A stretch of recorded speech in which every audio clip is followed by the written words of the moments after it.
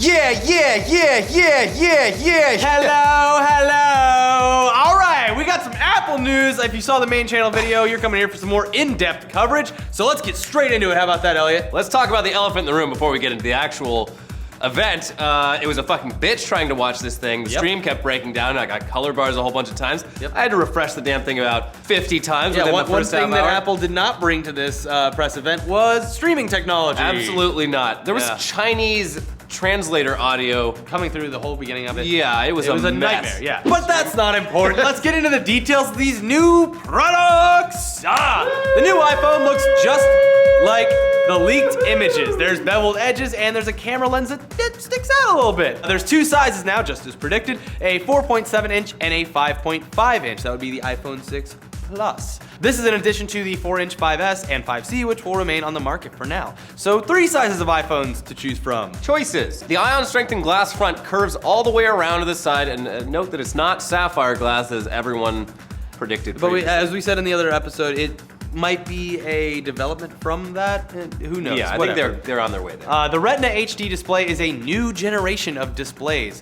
sRGB active, aka LCD, with a broader angle of view. You can just read your text like on the edge of the table. Like everyone does. Don't even have to look at it from the front anymore. Yeah. Pixel resolution is of course increased with the 4.7-inch model being 1334 by 750 and the 5.5-inch 6 Plus model being 1920 by 1080. That is 185% more pixels than the 5S. These phones are thinner too. The 4.7-inch one is 6.9 millimeters thick, and the 5.5-inch 6 Plus is 7.1 millimeters thick. For reference, the iPhone 5S is 7.6 millimeters thick. Now, the 6 Plus, which is definitely stepping into the phablet territory, it can go horizontal to get fancier apps like faces next to your messages and stuff. If you have an iPad, a lot of this is taken from that UI. Yeah, it's useful. I like it. Cool to see it integrated. There's a new 64-bit A8 chip that is 13% smaller than the 5S's A7. It's got a 25% faster CPU and 50% faster graphics. That's 84 times faster than the original iPhone. We're talking about the one way back. Yeah, you've come a long way, baby. There's also a new motion coprocessor, the M8. You what, Mike? Mike? Wrecked. It works with your gyroscopes and other sensors to improve performance with your fitness apps and stuff like that. It can tell the difference between cycling and running, and it can calculate things like distance and elevation, and it's got a barometer inside that measures air pressure. Yeah, it can also tell how hard I hit you in the gabber. Yeah. The GABA might. It's got 150 megabits per second LTE and supports up to 20 LTE bands, more than any other smartphone on the market. So that's cool. It's got voice over LTE, which makes the calls sound better. That's actually something that I've been looking forward to in a phone. Most wireless stuff sucks on the actual calls. I don't make a lot of voice calls, so I mean that's cool, I guess, for when you need it, but you gotta talk to your parents every once in a while. That's true. Wi-Fi is gonna be 3 times faster with Wi-Fi 802.11 AC. You can also do Wi-Fi calling now, but only on T-Mobile in the US. Ooh, lucky me. And EE in the UK. What the hell is that? I guess someone will tell us in the comments. They claim that the 6 Plus will have 24 hours of 3G talk time compared to the iPhone 6's 14 hours. So now you'll never have to worry about running out of battery when you're waiting for a Time Warner cable representative. Because you have to wait a long time. It's a joke. Terrible customer service. To show off a new processor and screen resolution, they demoed a new iOS game called Vainglory.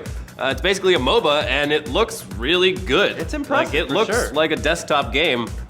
Or at least a tablet game. It looks great on that iPhone screen. To add to this, they've also made some improvements to the camera. It's still 8 megapixels, still has True Tone flash, still has 1.5 micron pixels, and it still does f2.2 aperture. But the next generation eyesight sensor has something called focus pixels, which will provide phase detection autofocus, which will focus twice as fast as the last generation. That's cool. Yeah. The iPhone 6 has digital image stabilization, but the 6 Plus has optical image stabilization. OIS, if you don't know, moves the lens around to adjust for handshake and the like.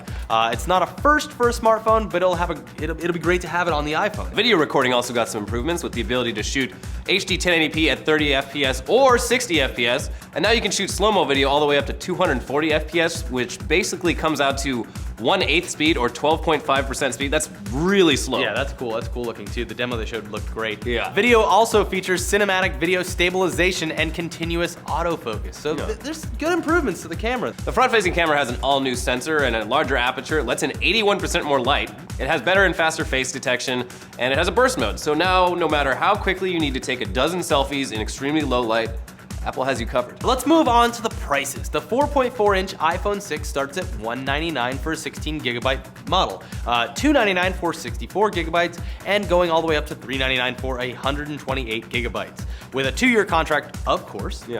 Unlocked, these things cost more than a car. Yep.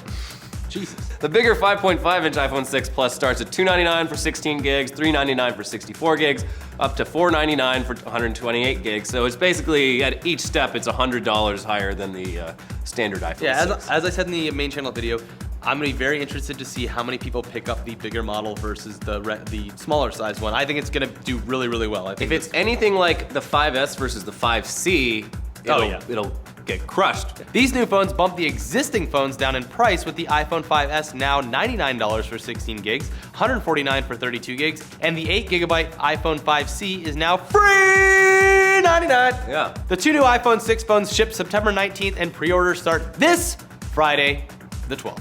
Moving on to apps. Not a whole lot of news on that front, but the 1.3 million existing apps in the App Store will all scale up to new phone resolutions, no problem. That's cool. There's also a new messaging app that lets you quickly send little voice notes. Oh. That's cute. But what's new with iOS? Both phones will be launching with iOS 8, which improves notifications, integrates Touch ID into more stuff, and there's a new extensibility feature that should let apps interact with each other in ways that were not possible before. iOS 8 will be available for pretty much any iOS device from the last 3 years, and a pretty promising feature that they introduced was Apple Pay, a new payments business which is basically a mobile wallet similar to Google Wallet. To demonstrate it, they showed an informational video about how terribly hard it is to use credit cards and cash. I mean, okay, Apple, why not just make it black and white and have the people throw their hands up in frustration at how hard it is to pay for things? Such a hassle. You're paying for things the wrong way! Anyway, you can buy things using your phone by tapping your phone on one of those quick scanner machines and hit the Touch ID button. That's right, Apple finally came around to near-field communication. Apple Pay securely saves all of your payment information in the Passbook app, obviously, and you can add credit cards by taking a picture of your card or use the one you already have on file with iTunes. You can also do that with PayPal now. Take a picture of the card. Really? Yep. Your actual card numbers are never stored nor shared, supposedly. Instead, it uses a one-time payment number and a dynamic security code. To ease any fears over Apple's recent security track record, they said, Apple doesn't know what you bought, where you bought it, and how much you bought it for. But the NSA does! Yeah. They will be starting in the US with American Express, MasterCard, and Visa cards, and work with the big 6 banks like Chase, Bank of America, and the like. That covers 83% of the US market, so this is no soft launch. A bunch of apps will also have integrated Apple Pay payments, obviously. So after telling us about the new iPhones and their features, and the new iOS 8 features, Tim Cook dropped the bombshell! Oh! The bombshell that we all kind of expected. It was an Yeah. Apple Watch. Yep. There's gonna be 3 models, Apple Watch Sport, and Apple Watch Edition, and they start at $349. You will need an iPhone 5 or 6 in order to use them. And they'll come in 2 sizes, one slightly bigger than the other. It's got a UI designed specifically for the tiny screen that involves using the whole watch dial on the side, the digital crown, to control most navigation, zooming in and out, and also acts as a home button, so your finger won't be blocking the screen constantly. It's a real solid screen, that's smart. It has a whole lot of fitness-related apps, of course, because it's a watch. Yep. So it's got a heart rate sensor, it's got a lot of Fitbit-like functions to set fitness goals and track progress, and like, I ran this far today, let me check on my friends. Obviously, you can't type on this thing, so Siri and voice commands are a big part of how you use it to search for things and respond to text messages. It's got a little tiny speaker built in, so interacting with Siri will be pretty similar to before. That's So adorable. she'll talk to you with that little voice. iOS can also analyze the content of text you received to provide a couple quick options for replying. That's neat. No, it seems like something that'll only be useful in very specific instances. Like, Yeah. hey, do you want to go to the movie at 4 or at 5? And neither. Yeah, and that's assuming they typed it right in the first place. You're never gonna have this fucking option gonna take in a a while. real conversation. Yeah. Do you want to divorce me or stay together? No. There's also new animated 3G emoji! I'm a little excited it's for this. like dancing 3D. It's stupid. It also has a taptic engine inside of it, which is basically just a vibrate mode with a little more subtlety. Ooh. Notifications on the watch are obviously they're completely silent. Only you would know because it's a little light tap on the only wrist for you. And they won't show up on your screen until you pull it up to your face and look at it. That'll hopefully save battery life. Here's the Sapphire screen. The Sapphire screen can also tell the difference between a tap and a push, with pushes acting as sort of a right click. This is something I want to see on all mobile devices. Yeah, I'm to sure be it's gonna honest. get there, yeah. Yeah. Navigating this new UI requires all sorts of new ways of swiping through stuff.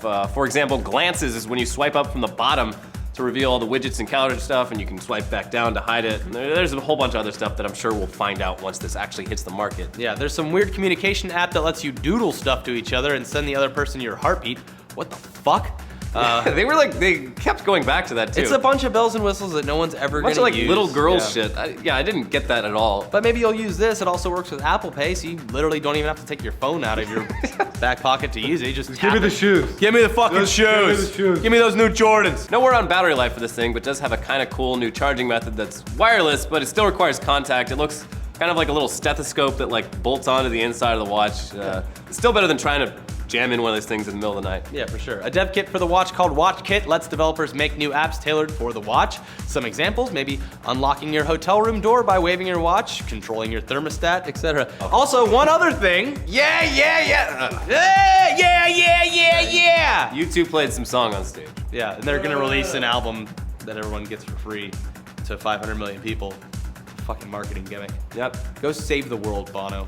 Get off the stage. So the question is, what do you think about these new releases? Are you excited for them at all? Are you gonna be picking up the iPhone 6 or the iPhone 6 Plus? And do you even care about wearables? Are you even planning on? I'm definitely not gonna get a wearable, regardless of what company it's from, at least in the first iteration. I'm gonna wait till they're perfected. Here's the thing with the watches, like, back in the day when people had nice watches and that was a thing people had, like watch thieves, especially in places like Rome and shit like that, that was like a job people had where they stole people's watches. And that's coming back. Yeah. It's gonna be a whole People are gonna get their watches jacked all the fucking time again. You think you got punched in the face for your Beat headphones while you're on the bus? Get ready to have your fucking hand chopped off with a stupid watch. All right. Enjoy your iPhones. Bye.